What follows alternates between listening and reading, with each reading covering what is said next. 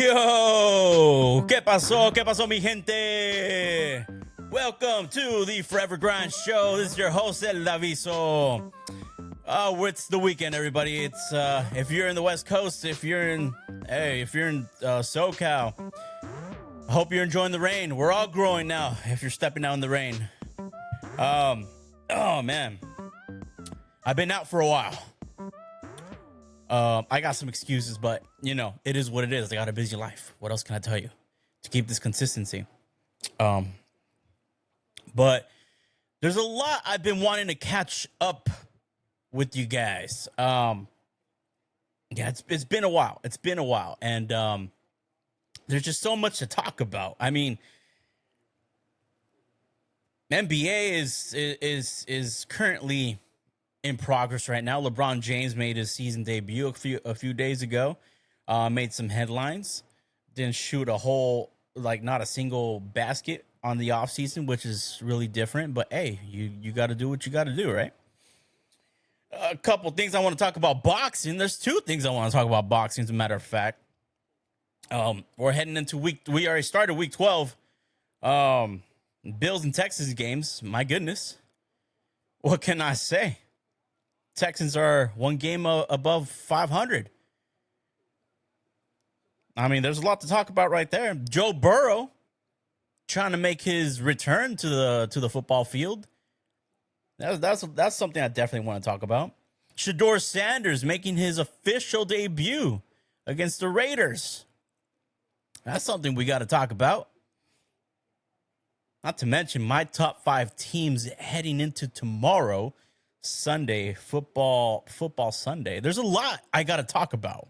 There's a lot that I've been wanting to get off my chest. I'm going to start with this. I know it's a few days old. This happened all last week. But I want to talk about Jamar Chase. Obviously, we had the situation in the season opener with Jalen Carter and Dak Prescott. This whole spitting situation, which, obviously when such an action occurs, you're going to be facing some ramifications. Here's the thing. Why has the NFL gone soft? Why is there no discipline? We just saw this in the season opener. Jalen Carter got he paid his dues. Now, here's the thing. Compared to Jalen Carter, by the way, Jalen Carter, defensive player for the Philadelphia Eagles. Jamar Chase, phenomenal talent, man. I mean, arguably the best wide receiver in the game today. This is where I take issue, man. You do the act, you lie about it, and then you appeal it. I mean, what are you trying to do? I haven't lost respect for the guy. He's young. But you don't do that, man. You fess up. You got caught on tape. We're in the day and age where everything is being recorded. Lying about it. Appealing it. Honestly, that in my opinion, that should be a 3 to 4 game suspension automatically. 1 for sure for doing the act. 2 for lying about it. That's game 2, suspension. And you're appealing it. I had 2 more games on that because of everything combined. I don't know what happens. I'm not on the football field. There's so many things that are going on with the Bengals right now. Inconsistency, injuries. I mean, you and T. Higgins just got paid. Bengals are stuck with you now. I'm not saying that's a bad thing. Again, phenomenal talent. I think best wide receiver in the game. It's arguable. I'm not going to get into that right now, but it's definitely a conversation. But here's the thing. Why? Why go that far, man? It's not looking good on your character. Had you had sponsorships, I guarantee you would have lost them all. For sure. Remember going way back, I don't remember if it was 2016 or 2017, one of those years, but Cam Newton made some feminine comments. I don't know if y'all remember this, but when a female reporter was talking to Cam Newton about routes, and then what it looked like, Cam Newton responded. How he responded was a couple of misogynistic remarks, saying, "Oh, it's crazy talking about a woman talking about routes." Interesting. The media didn't take that so well. Just because of that act, Cam Newton lost sponsorships. So my point is,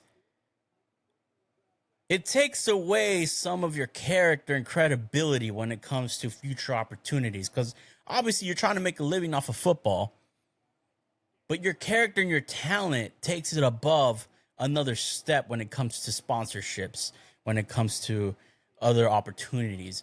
This takes away from Jamar Chase.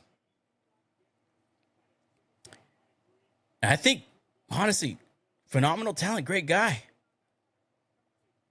Former LSU Tiger, former national champion with Joe Burrow.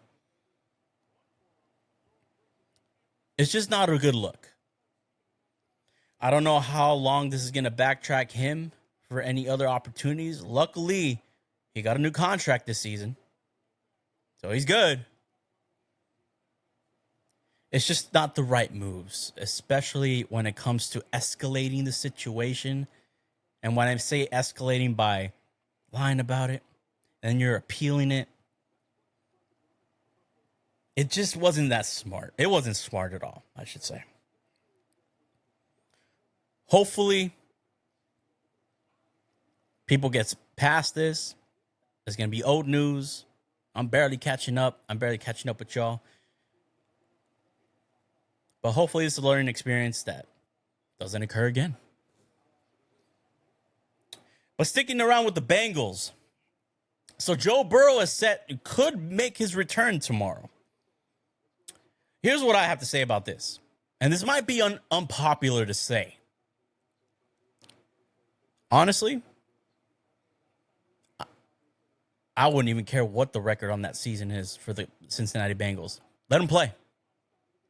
Just let them play. And I'll tell you why. There's just been too many occurrences, by far too many seasons where Joe Burrow is hurt.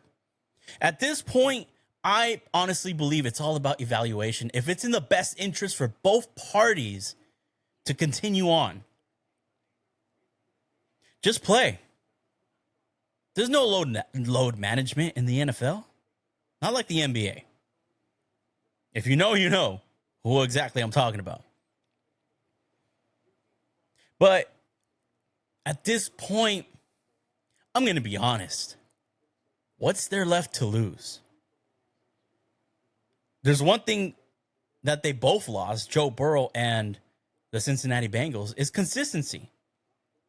Every other year, Joe Burrow gets hurt. And I get it. If you put Joe Burrow in, he's at risk of getting injured. There's still a lot of games in the season left. Is it safe to say that the Bengals can make a run? I don't know. I don't even think it's about the playoffs. It's about finding out if these guys, if the team and Joe Burrow are actually right for each other. And I get it. You just signed T. Higgins. You just signed Jamar Chase. With the influence of Joe Burrow. But see, this reminds me of Carson Palmer back in the day. It's kind of a similar situation. Carson Palmer, I thought, was a great quarterback. He had Ocho Cinco. But the injuries were catching up. And it came to that point is this truly a good fit? Does this benefit both parties, the player and the team? It's like deja vu, ladies and gentlemen. My opinion is I just let Joe Burrow play whenever he gets a chance. If it's not next week, if it's not tomorrow, next week, just let him play. See where you guys are at. If you guys were able to make a comeback last season from being, I don't know, 0-5, 1-5, and winning out the rest of the season, get those reps in. Rebuild that relationship with your teammates. Get some chemistry going. Now, it's kind of ironic. Joe Burrow coming back, Jamar Chase going out. But like I said, what do you have left to lose apart from injuries? I mean, what's the point? You're going to load manage Joe Burrow, shut him down for the rest of the season, not getting his reps? See, the less reps you get, the less you have an opportunity to improve. Is turf toe really going to affect Joe Burrow in the long run? I mean, Brock Purdy just came back. Won the game. Phenomenal stats. But nevertheless, that's my opinion. Should Joe Burrow come back? Let him play. Get some reps in.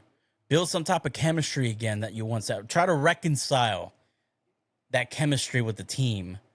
Not that anything was dysfunctional, anything was toxic. That's contrary to what I'm trying to say. When you're missing that amount of time and every other season there's some type of injury, you need to try to rebuild that consistency. Joe Burrow is in his prime. But if this is going to occur where it's every other season and there's just no opportunity to grow, I don't know how this will benefit Joe Burrow or the Cincinnati Bengals in the long run. But that's just me. That's my point. I say play without any expectations. Just win games. Try to win games. I don't think there's any type of loss this season, personally. I honestly don't believe that. But it's just an opportunity to grow. Will Jaws be on the line because of this? Well, you'll never know if you guys don't find out. It's all about that comeback. So, that's my take on that. We're heading into, well, we started week 12. This is what I got to say about the NFL right now. As far as the season goes and the gameplay that's been going on. Because it seems like every single week there's been an upset. And I feel bad for bettors all over the nation right now that are betting on games to win. But here's the thing. Where I'm getting at is the credibility of teams that are above 500. Better said, teams that are actually 7 games winning. Let me tell you who I'm talking about. The Denver Broncos, the New England Patriots, the Indianapolis Colts, the Los Angeles Rams, the Chicago Bears, and the Seattle Seahawks. Well, where am I getting at? I keep hearing a lot of chatter if these teams are actually legit. All you ever hear and see in the comments is, well, they haven't really played anybody. Denver Broncos beat 2 teams over 500. That's including the Super Bowl champions. New England Patriots beat 3 teams above 500 that I could think of. The Colts beat 3 teams above 500. The Rams beat 5 teams above 500. The Chicago Bears, I have something to say about the Chicago Bears. And the Seahawks beat 2 teams above 500. And people are asking, what's the credibility? Now, again, I say these numbers of teams that they beat above 500. It could be one more, one less.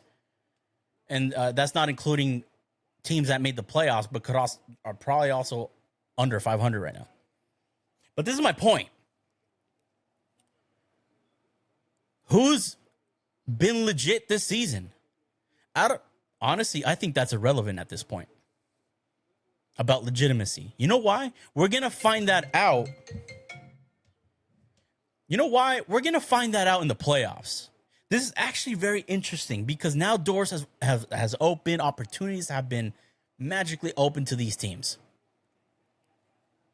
At this point, nobody's legit. If anybody deserves the most credibility of legitimacy, I think it's the LA Rams. They beat 5 teams above 500. They're 8-2 right now, overall. The Chicago Bears, I'm not going to say they're legit. I will say this about the Chicago Bears. They're the most improved. Every game they've been winning at the last and final second, those are games they would have lost last year. Guaranteed. They would have never won those games last year. I'm going to give the Bears their flowers because Ben Johnson has turned the Bears into what the Lions looked last year. Explosive offense, improvement with Caleb Williams. I mean, I don't think it's fair for people to bring down the Chicago Bears saying they're not legit. They haven't beaten anybody really. You know what? I'm here to tell you that's irrelevant. Because of this specific point that I made earlier. Last year, they play those games, they don't win. Because they didn't have that leadership that they have now. Ben Johnson has turned that franchise around. They definitely deserve their flowers. We'll find out if they're legit in the playoffs. Just how we'll find out if the Denver Broncos are legit in the playoffs. Their offense has been up and down, but man, that defense is reminiscent to the 2015 Denver Broncos. The defense, best in the league. Peyton Manning was already on his latter years. Wasn't doing that great. Matter of fact, Peyton Manning was benched. That is, of course, after he was hurt. Brock Osweiler took over. Peyton Manning went in when Brock Osweiler started declining. I'm not saying the Denver Broncos is the number one defense in the league right now. That would go to the Houston Texans. They're up in the come up. The New England Patriots, same deal. All of these teams that I highlighted, the Broncos, the Patriots, the Colts, the Rams, the Bears, the Seahawks.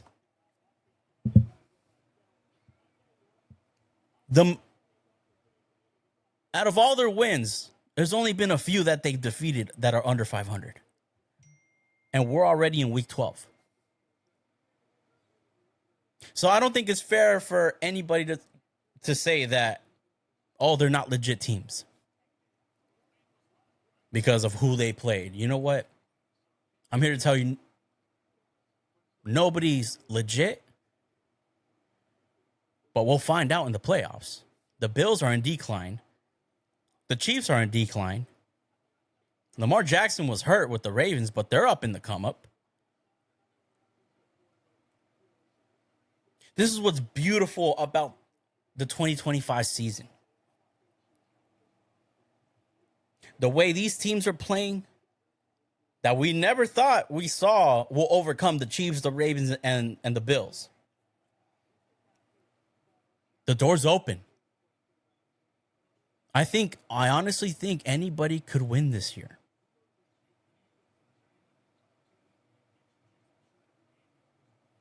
It's perfectly balanced. I'll say this one too.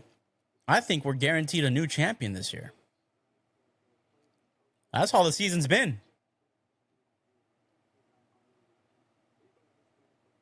Can Houston come up the way their defense is? I think so. Can Denver win? Absolutely. Can the Rams win? Sure. The Cowboys are trying to make a statement. You know, they're under 500. Calm down, calm down, calm down. They're under 500. I get it.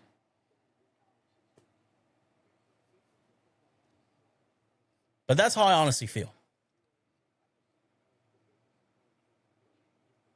They never beat anybody. They're not legit.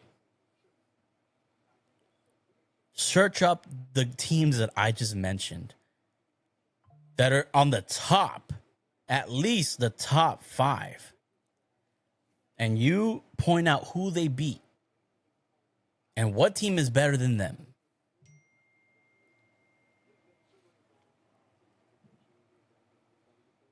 Because all the dominant teams we had last year, they didn't come back. They're fighting just as any other team for a playoff spot. The Bills, the Ravens, and the Chiefs. The Eagles as well. They're number 1 right now in the NFC. Number 1 in the NFC East. But they look like they're struggling. It's not the same Eagles that we saw last year. They're winning, but with the struggle.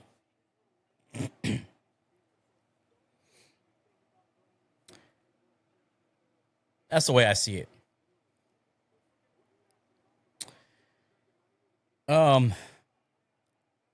Switching gears to the Cleveland Browns. Shedeur Sanders is making his NFL debut.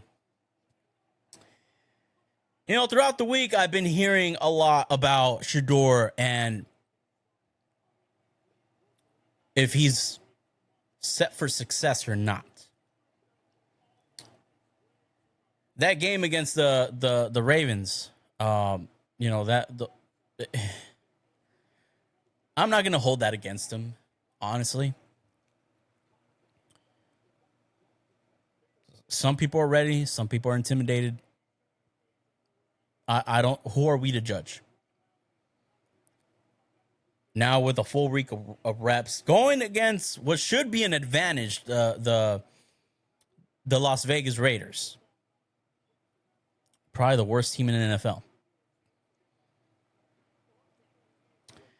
This should be an opportunity for Shedeur.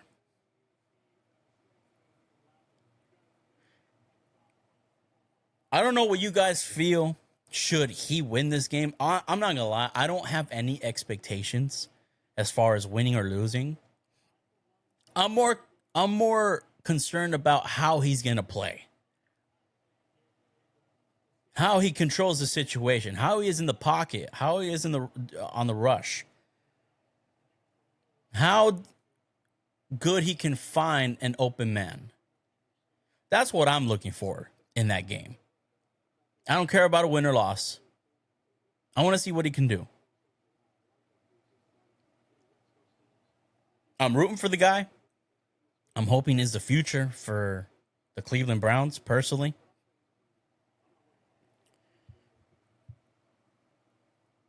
I'm hoping Stefanski could mold Shedeur.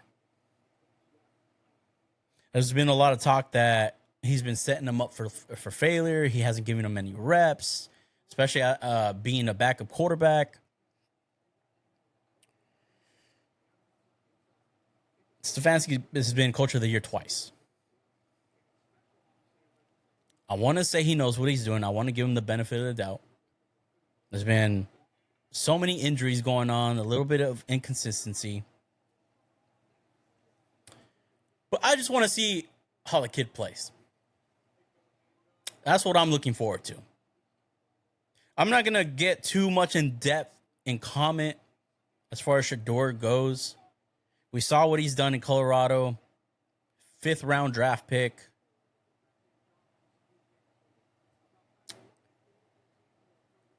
This is his opportunity, his time to shine. Cleveland wanted it. And it's unfortunate because Cleveland wants it. This adds a little bit more pressure to Shedeur. Because people really want Shedeur Sanders to be their quarterback. So that's the only thing that I would point out, that there is a little bit of pressure. But then again, some pressure should come off of his shoulders, knowing that he's going to be playing the Raiders. It's not a knock against the Raiders, but let's just call it like we see it. The Raiders are not a good team. They're not a good team. The best thing about the Raiders right now is Max Crosby. I'll tell you that much. Max Crosby is going to cause some trouble for Shedeur. He's going to take advantage of the opportunity that Shedeur is going to be. It's his first game, and Max is going to say, hey, welcome to the league. After what? 3 sacks? So that's the only thing I would worry about if I'm Shedeur. Being chased down by Max Crosby.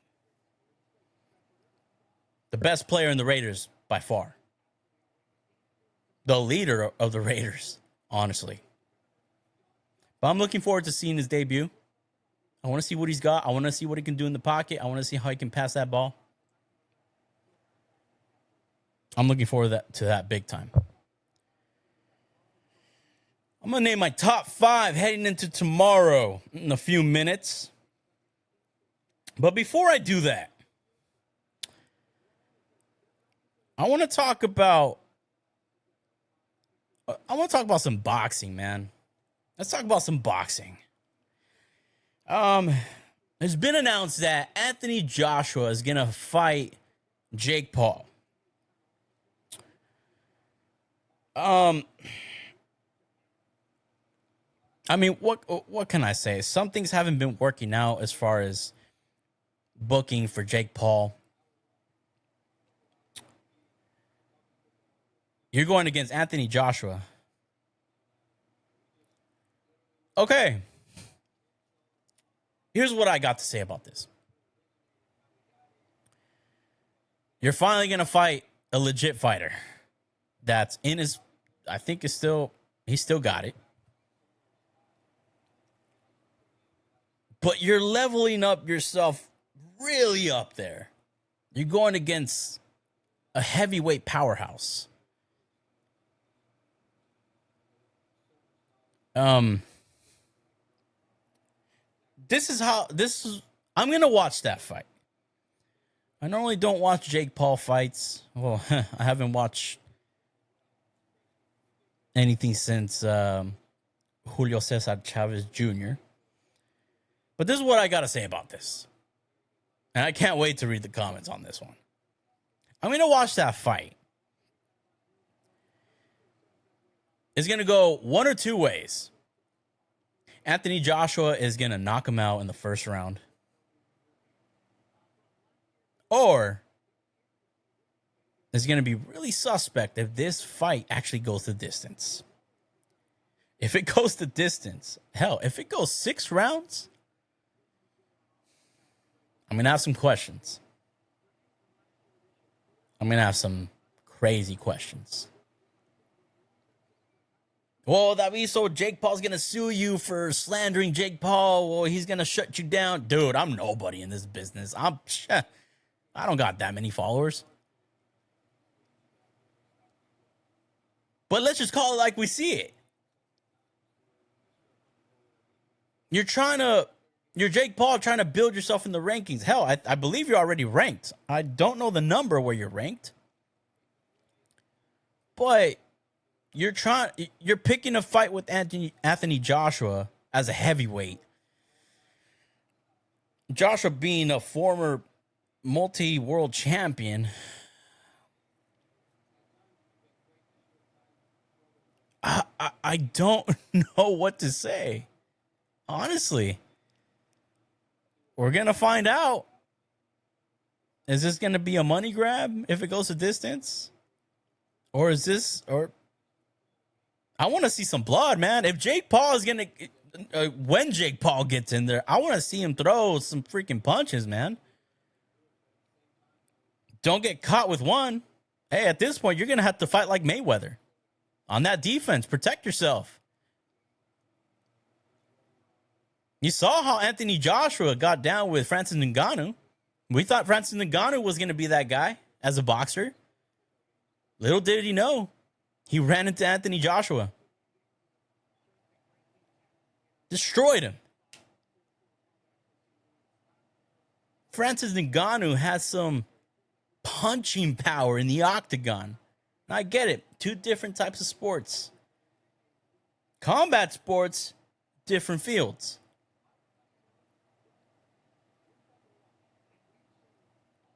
I don't know how Jake Paul is going to get away with this one in one piece. I mean, he's going to get the money for sure. People are going to watch because of the curiosity. I'm going to be one of those people. But it's questionable. I'm sure I'm not the only one, man. I'm not the only one. But it's going to be something to watch. I don't hate the guy. I mean, shoot. You want to build yourself. I believe him when he says he wants to build himself as a boxer. He wants to be up there. But you see, when you're trying, this is where it gets a little confusing. You're trying to book a fight with Canelo Alvarez. Saul Canelo Alvarez.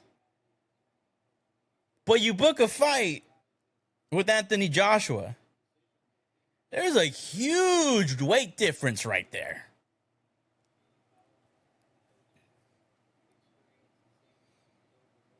I don't know, man. Like I said, it's going to be something to watch. It's going to be something of curiosity. I'm going to watch it. We'll see how it goes. Sticking with boxing. Saul Canelo Alvarez is down, man. He wants Crawford again. Hey, we're all going to tune in for that one. That's going to be a fight to watch. This is my opinion. I think with where Canelo Alvarez is in his career, I'm not saying this should be his last fight, but this should determine the future of Canelo Alvarez. This is going to be a great fight if it happens. I'm sure it will. Crawford, Canelo, part 2 is definitely, that's going to be another mega fight. No doubt about it.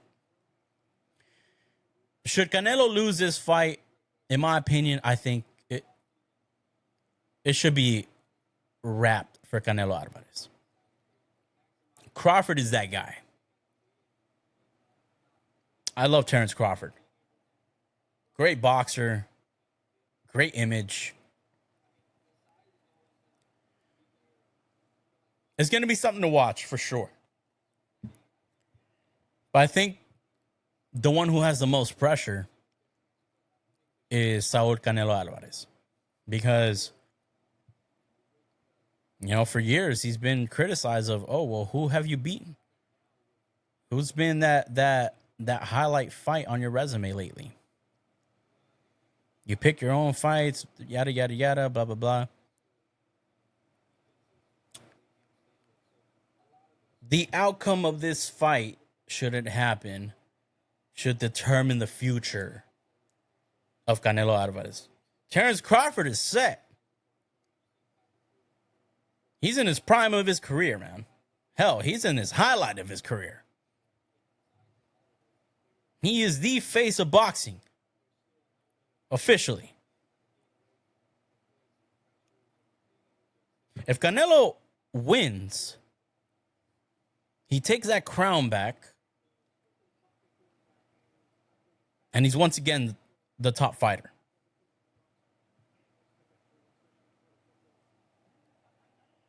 But honestly, I don't think that's going to happen. That's just my humble opinion. Crawford is just too good, man. His boxing IQ is off the charts. He knows what to do. He knows where to put you, and he knows when to land.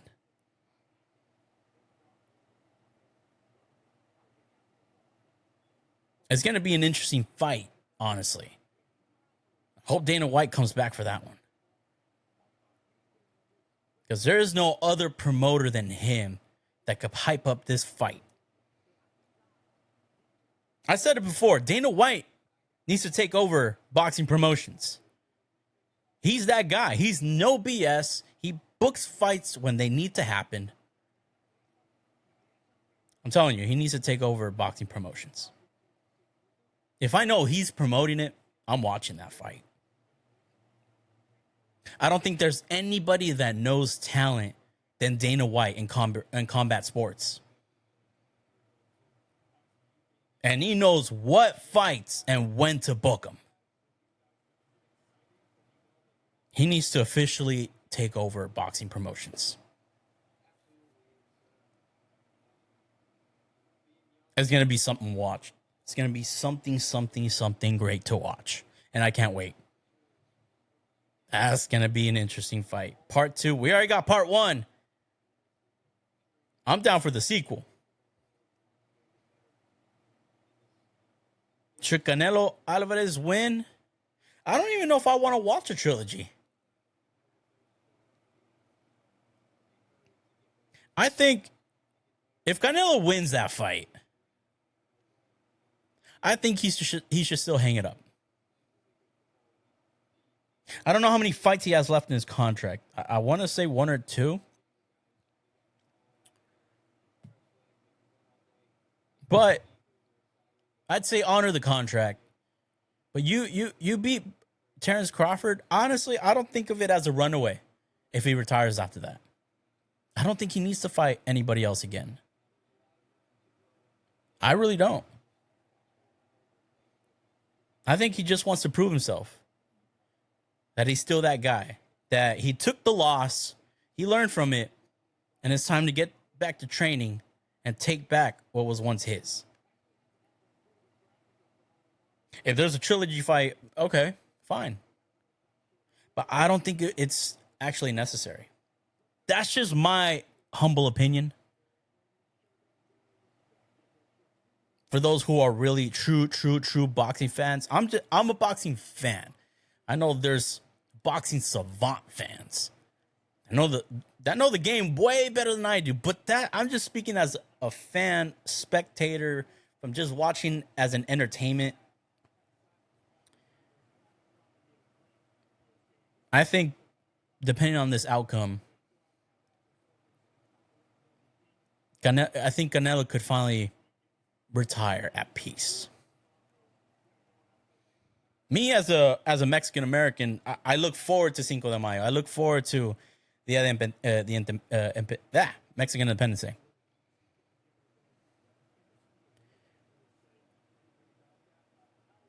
But there's a new sheriff in town.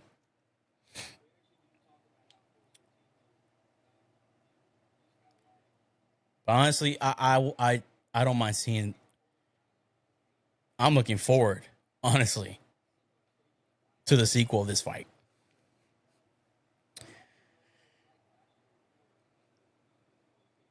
Switching back over to football.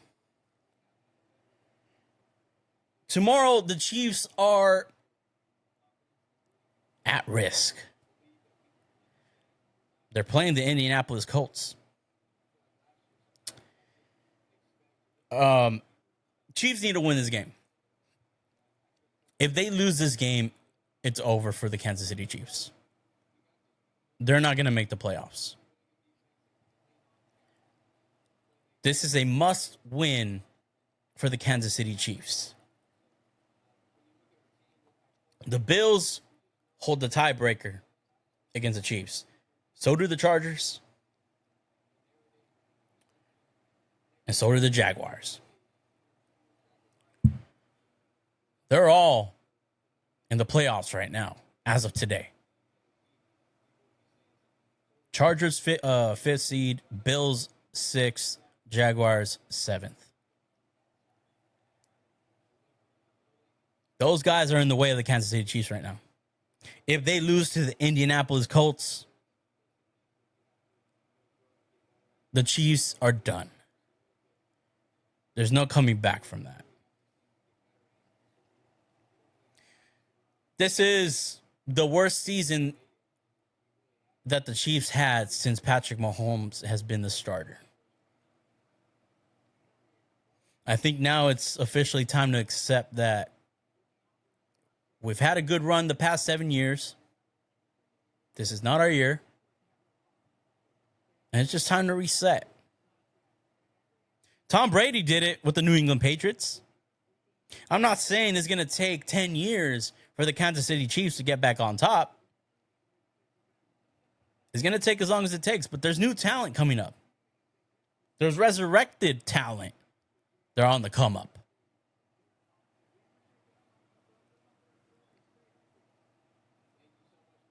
But it's just been an up and downhill for the Kansas City Chiefs. Injuries, suspensions, trying to find some chemistry.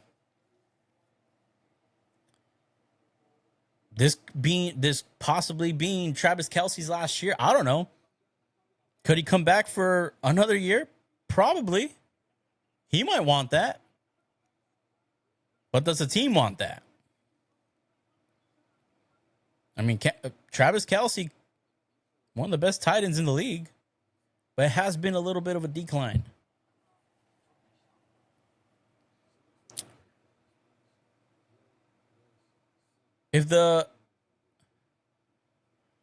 I just don't see it. I don't see it anymore. I thought I was optimistic for the Chiefs. I really was. But there's just too much firepower in the AFC. And most of these teams in the playoffs have multiple game leads above the Chiefs right now.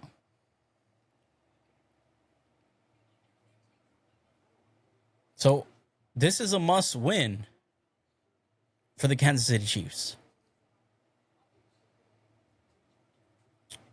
And that's going to be tough because the Colts are good. Yeah, granted, they got embarrassed by the Pittsburgh Steelers. They came back with the win. I believe it was in Madrid. But man, I don't know. It's going to be a little unusual not seeing the Chiefs in the playoffs. For those who are AFC West fans of other teams, the Broncos, the Chargers, you're probably stoked. You're happy. You're probably sick of the Kansas City Chiefs always winning that division. But we all know who's going to win that division. There's going to be a new AFC West champion this year. Guarantee, for sure.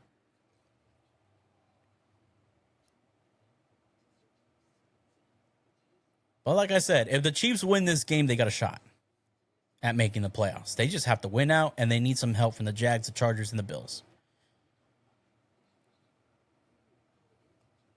Honestly, just the Jags and the Bills. Chargers don't need to help them. That's my team.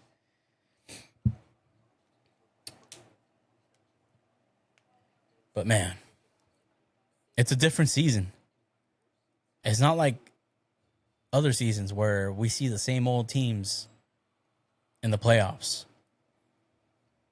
The Texans are up and coming. I mean, who would have thought? They're finally one game above 500. That defense is dominant, phenomenal. Jesus. You beat 8 sacks against the Buffalo Bills? My goodness. 8. Didn't even give the Bills a chance. Houston Texans named number one ranked defense in the league right now. Here's the problem. Offense is okay, but are you going to stick with the quarterback you have now, or do you put in CJ Stroud? Honestly, I put in CJ Stroud. I like him better as a talent. Yeah, he struggled earlier this year, but you know what?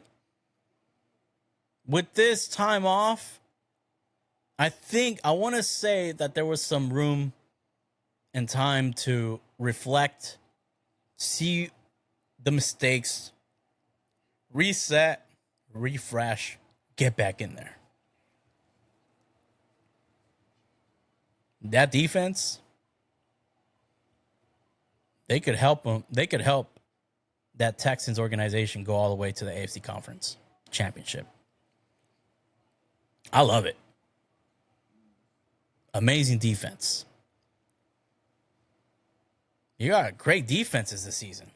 The Denver Broncos, the Houston Texans. It's not a lot, but still.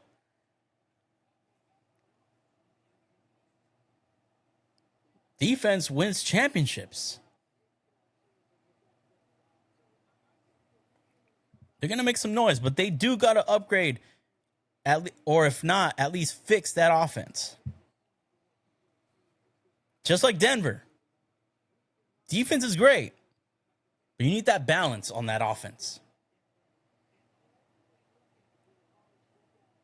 But that's something I'm looking forward to.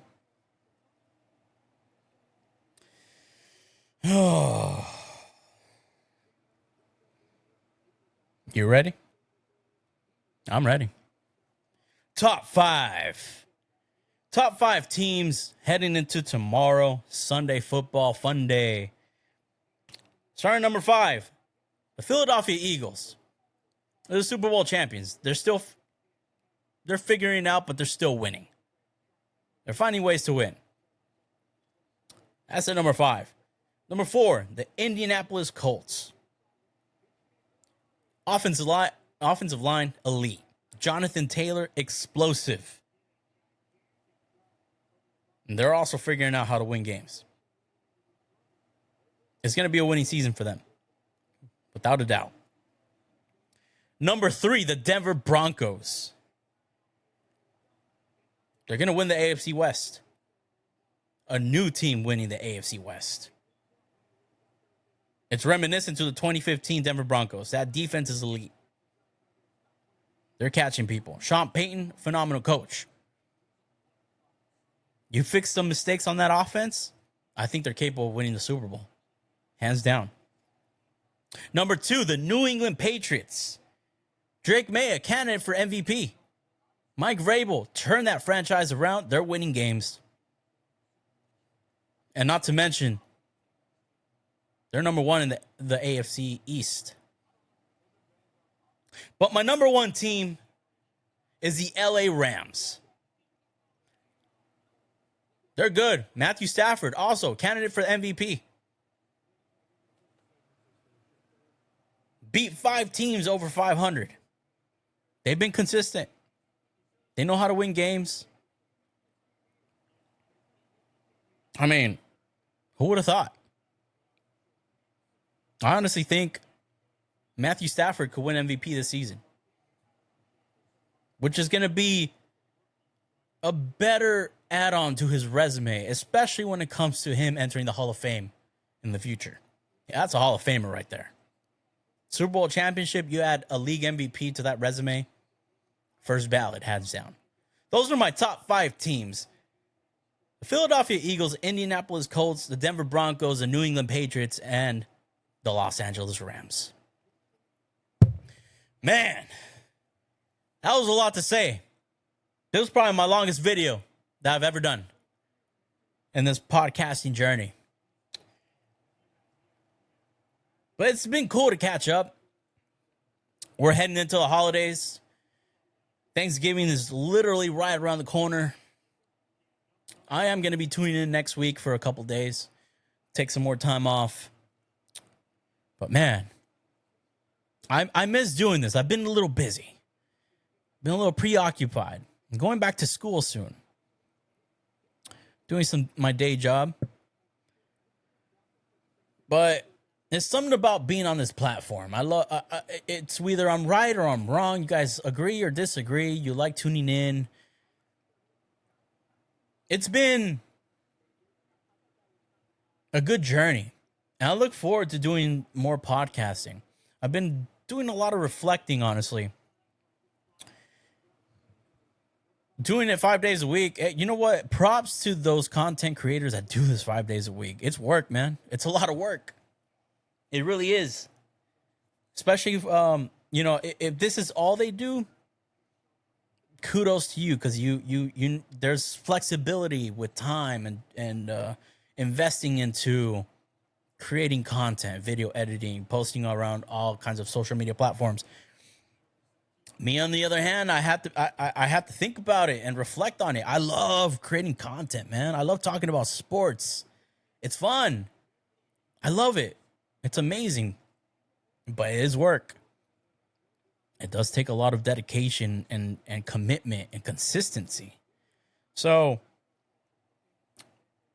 I'm no longer going to do Monday to Friday. However, because I still want to stay in this content creating platform, I'm going to stick to 1 to 2 days a week.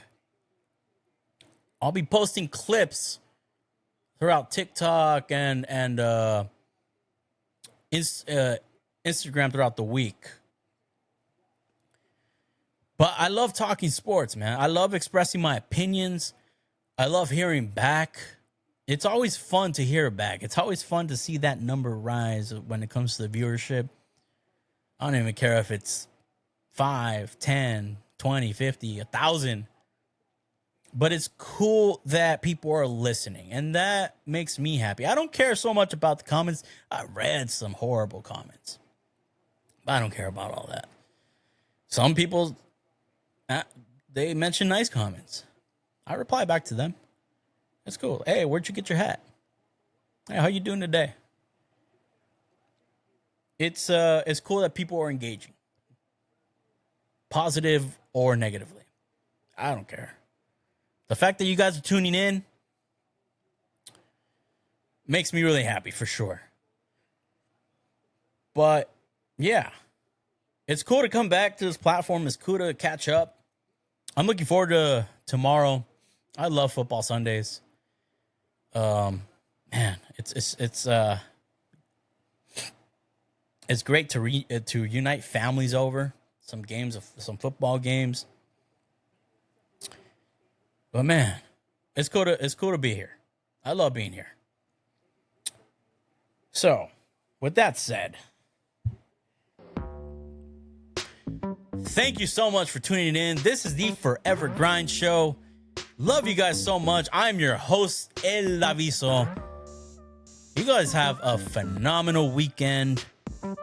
Stay safe. Don't drink too much. I'll catch you all for the next one. Love you guys so much. Peace.